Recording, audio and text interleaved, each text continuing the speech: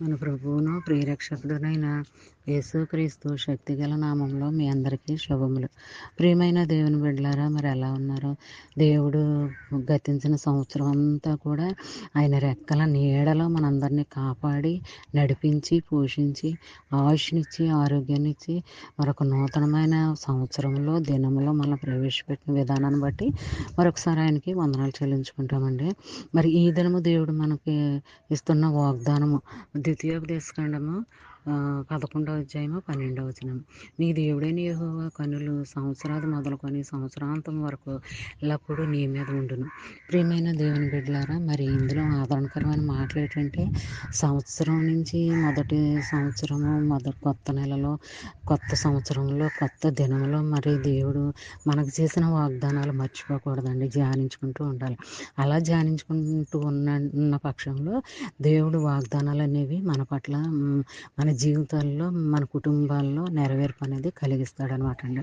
మరి ఈ దినము మరి ఈ వాగ్దానం మరి సంవత్సరం మొదలుకొని సంవత్సరాంతం వరకు మరి దేవుడు నీ పక్షంగా ఉంటానని, నీ పక్షంగా కార్యం చేస్తానని దేవుడు మాట ఇస్తున్నాడు అనమాట అండి.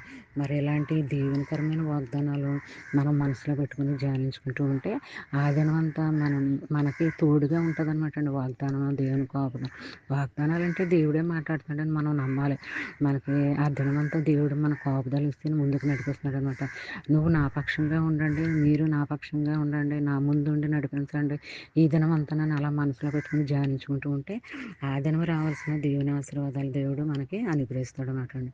ఈ చిన్న వాగ్దానం మైండ్లో పెట్టుకుని ధ్యానించుకుంటూ ఉంటే ఆ దినం రావాల్సిన దీవెనలు మనకు వస్తాయన్నమాట అండి.